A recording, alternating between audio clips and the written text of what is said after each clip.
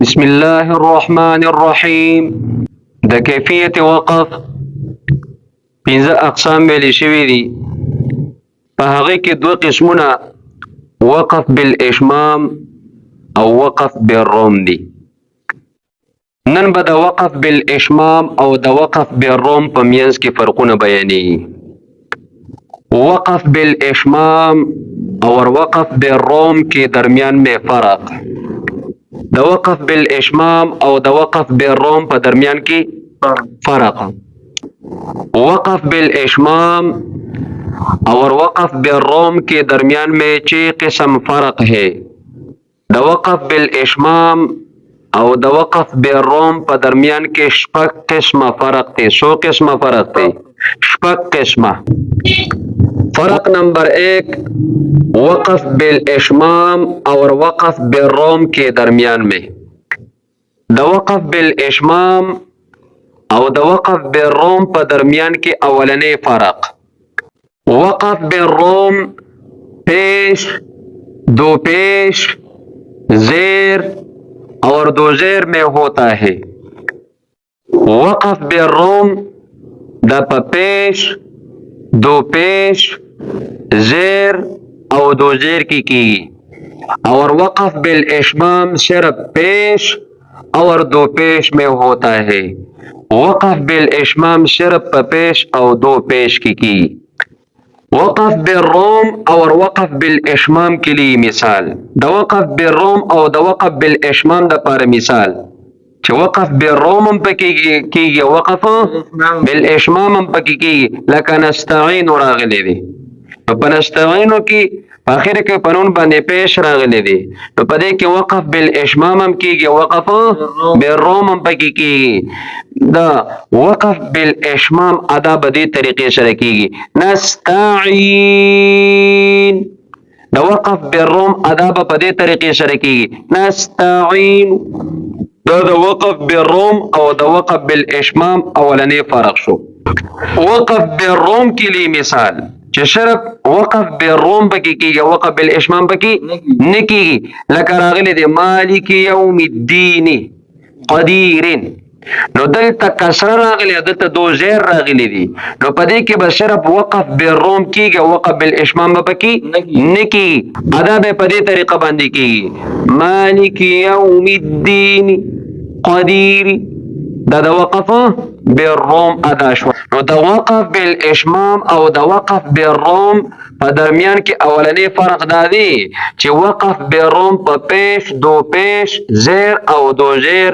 د سلورو وړو سیزونه کې کېږي، او وقف بالاشمام صرف په پیش او دو پیش کې کېږي. دا اولنی فرق شو. فرق نمبر 2 وقف بالروم اور وقف بالاشمام کے درمیان میں. وقف بالروم کا تعلق سننے سے ہے. د وقف بالروم تعلق د اوریدو سره دی. د وقف بالروم تعلق د سره دی، د اوریدو سره دی. اور وقف بالاشمام کا تعلق دیکھنے سے ہے. د وقف بالاشمام تعلق د لیدلو سره دی. که یو سړی په سترګو باندې بنا دی او دې قتل کولی شي، او دې به په وقف بالاشمام باندې پوهیږي. او که یو سړی په سترګو باندې بنا نه دی، یعنی ړوند دی، یا یو سړی ستانه د پردې نه هغه غاړه ناست دی، نو که بالفرض کا ته په نستعینو باندې وقف بالاشمام وکړي، نو دې په وقف بالاشمام باندې نه پوهیږي. نو د وقف بالروم تعلق د اوریدو سره، د څه سره دی؟ د اوریدو سره. او د وقف بالاشمام تعلق د لیدلو سره دی. نو دا دویم فرق د وقف بالاشمام او وقف بالروم په درمیان کې شو. فرق نمبر 3 وقف بالروم اور وقف بالاشمام کے درمیان میں. دریم نمبر فرق د وقف بالروم اور د وقف بالاشمام پر درمیان کے. وقف بالروم میں حرکت کا تیسرا حصہ ظاہر ہوگا اور ہون بھی گول ہوگا. وقف بالروم کی بعد حرکت دریم حصہ ظاہری گی، دریم حصہ با ادا کیگی، او شونڈے با گول کیگی، شونڈے با شکیگی، شونڈے با گول کیگی. اور وقف بالاشمام में सिर्फ होंठों को पेश का इशारा देना है और पवकफ بالاشمام کې به صرف شونډولا د پیش اشاره ورکول دي د شونډولا به د څه اشاره ورکو د پیش اشاره به ورکو نو دریم فرق د وقف بالاشمام او د وقف بالروم په درمیان کې دا دی چې په وقف بالروم کې به د حرکت درې حصہ ظاهريږي شونډې بم ګول کیږي او په وقف بالاشمام کې به صرف شونډې ګول کیږي او د حرکت درې حصہ به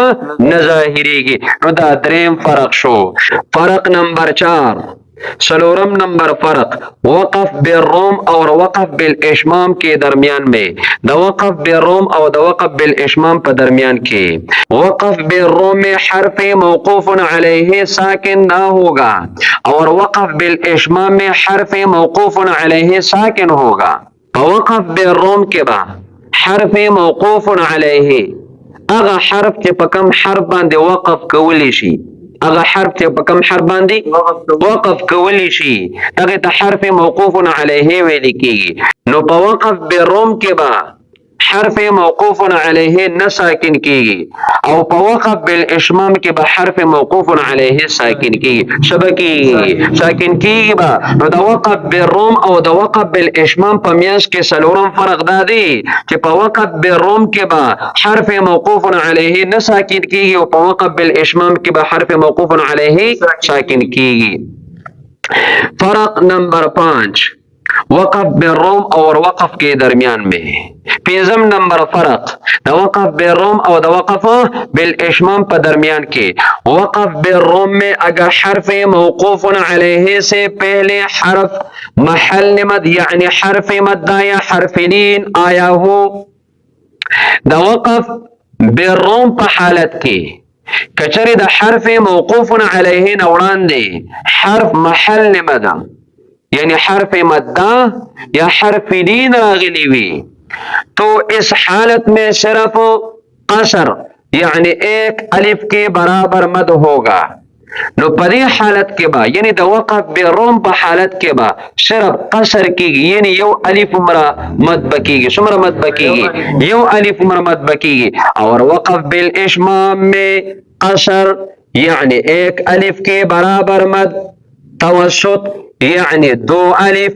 یا 2.5 الف یا 3 الف یا 4 الف کے برابر مد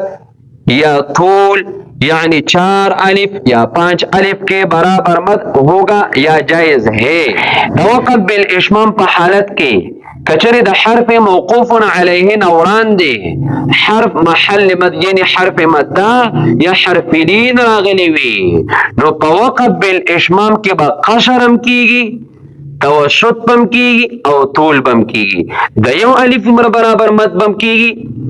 دا 2 الف عمر 3 الف عمر 2 سلور الف عمر چې د توسط ویل کیگی توسط بم پکی کیگی او طول بم پکی کیگی یعنی د سلور یا 5 الف عمر مد بم کیگی نو دا پنځم فرق د وقف بالروم او وقف بالاشمام په درمیان کې شو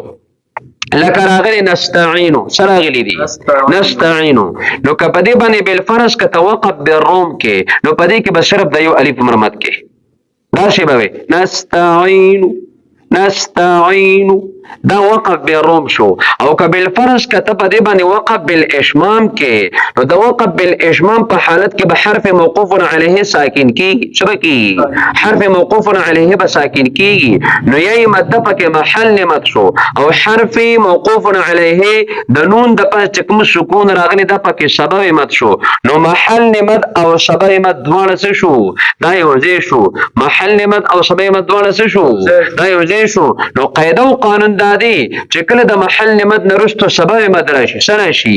سبب مد راشي نو پدې کې به مد فرعي کیږي سبب کیږي مد فرعي بکیږي او د مد فرعي درې مقدار دي قصر توسط طول قصر توسط طول نو پدې کې قصر توسط طول درې ولا جایز دي د یو الف مربدم کول شي 2 الف مربدم کول شي یا 2 الف عمره یا 3 الف عمره یا 4 الف عمره د توسط ویل کیږي او طولم پکې کول شي 4 الف عمره یا د 5 الف عمره د قصر د پاره مثال نستعين دا قصر شو توسط نستعين دا څه شو توسط شو طول نستعين دا څه شو دا طول شو نو د وقف بالروم په حالت کې با پدې کې شرب قصر کی او د وقف بالاشمام په حالت کې با قصر توسط طول درې وړه کیږي نو دا پنځم نمبر فرق شو د وقف بالروم او وقف بالاشمام په درمیان کې 6 نمبر فرق وقف بالروم اور وقف بالاشمام کے درمیان میں شپگم نمبر فرق وقف بالروم اور وقف بالاشمام پر درمیان کی وقف بالروم کی حالت میں اگر حرف موقوف علیہ راہو وقف بالروم پر حالت کی کچر حرف موقوف علیہ راوی سوی راوی اور اس سے پہلے یہی ساکنہ آیا ہو او دے ران اولان دی یہی ساکنہ راغلی وی یا یہی ساکنہ نہ ہو لیکن را پر پیش یا دو پیش آیا ہو یا یہی ساکنہ نہیں ہوئی خو پرا بندے پیش یا دو پیش راغلی وی اور را سے پہلے حرف پر کسرہ یعنی زیر آیا ہو او دران اولان دے پہ حرف بندے کسرہ یعنی زیر راغلی وی سر راغلی وی زیر راغلی وی تو وقف بالروم کی حالت میں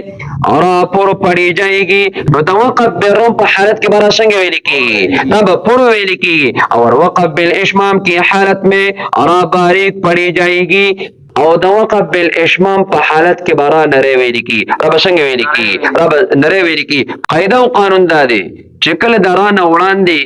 یای ساکنه راشي کله غیا مدوی او کلین وی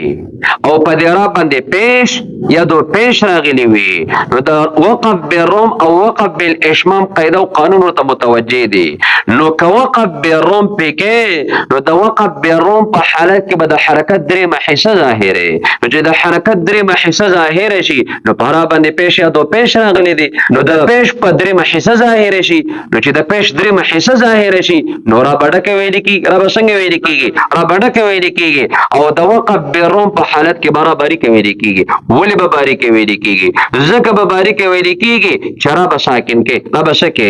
رب ساکن کې قاعده او قانون دا دی چې کله درا سکون عارضی وي درا سکون شوی عارضی وي او د سکون عارضی نه وړاندې یې ساکن راغلی وي کله غیا مدوی او کلین وي کله غیا مدوی او لین وي نو دارا به وقفن باریک ویل کی دارا به وقفن څنګه ویل کی دارا به وقفن باریک ویل کی نو د وقف بالاشمام په حالت کې بدارا باریک ویل کی او د وقف بالروم په حالت کې بدارا دک ویل کی اوس کچره پرا باندې پیش یا دو پیش راغلی وي او د دیران وړاندې په هر باندې کشره راغلی وي نو کرا باندې وقف بالروم کې نو د حرکت بدري محسه ظاهره نو را به ډکه ویل کی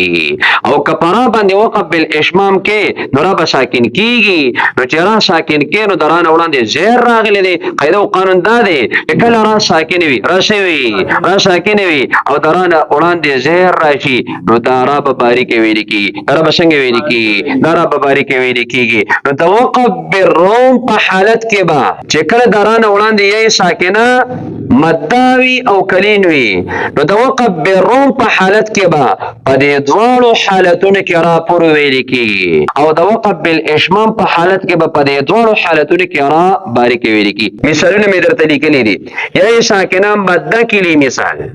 چې کله پرا باندې پیش یا دو پیش راغلی وي او وړاندې ته یې ساکنه مده راغلی وي نو که وقف بالروم پکې را به پور ویل کیږي او که وقف بالاشمام پکې نو را به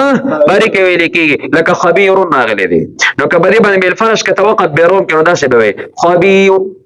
خبیر نو را به څنګه ویل کیږي نه به پور ویل کیږي او که بالفرض که بدی باندې توقف بالاشمام کې دا را باریک ویل کیږي داسې ادا به کیږي خبیر یای ساکنه لین کے لیے مثال د یای ساکنی د لین د پر مثال چې کله پرا باندې دو پیش یا پیش راغلی وي او د دې وړاندې یای ساکنه لین راغلی وي نو د وقف بالروم په حالت کې بدارا پور ویل کیږي او د وقف بالاشمام په حالت کې بدارا باریک ویل کیږي لکه خیرون راغلی دي سره راغلی دي خیرون راغلی دي نو که بالفرض کته په خیرون باندې وقف بالروم کې نو را به پور ویل کیږي دا شی به ویل کیږي خیر را به پور ویل کیږي او که بالفرض کا تب خیرون باندې وقف بالاشمام کې نو را بساکن کې قاعده او قانون دادي چې کله درا سکون عارضی وي او د سکون عارضی نه وړاندې یا ساکنه راغلی وي کداغه مدوي او کلین وي نو دا را به وقفن باریک ویل کی را به وقفن څنګه ویل کی دا به باریک ویل کی د وقف بالروم ادا په خیرون کې خیر د وقف بالاشمام ادا په خیرون کې خیر خیر چې کله را ساکنه وي او دا هغه نه وړاندې په حرف باندې کسره یې زیر راغلی وي نو که وقف بالروم پکې نو را به پر ویل کیږي او که وقف بالاشمام پکې نو را به باریک ویل کیږي لکه راغلی دی ويقول الكافر را باندې پیش راغلی را باندې سره راغلی دی را باندې پیش راغلی دی نو که وقف بالروم کې نو را به پر ویل کیږي دا څه به ویل کیږي ويقول الكافر ويقول الكافر دا پر ویل کی او که وقف بالاشمام پکې نو را بساکن کې قاعده او قانون دادي چې کله درا سکون عارضی وي او د سکون عارضی نه وړاندې زیر راغلی وي او دا زیر اصلي وي دا زیر شوی دا زیر اصلي وي نو دا را به باریک ویل کیږي نو دلته ما د وقف بالاشمام په حالت کې دا را باریک ویل کیږي ادا به دا سوي ويقول الكافر نو دا شپږم فرق شو د وقف بالروم او وقف بالاشمام په درمیان کې سبحان ربك رب العزة عما يصفون وسلام على المرسلين والحمد لله رب العالمين برحمتك يا ارحم الراحمين